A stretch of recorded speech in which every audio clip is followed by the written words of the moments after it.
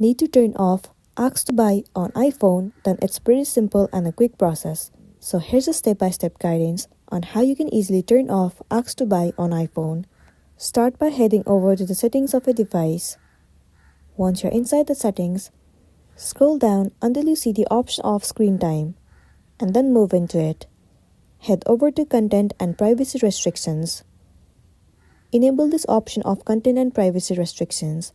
Once it has been enabled, head over to iTunes and App Store Purchases, and then move into In-App Purchases.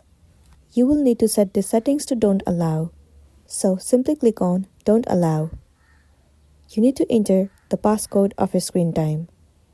Once you have entered, you can see the settings has been changed.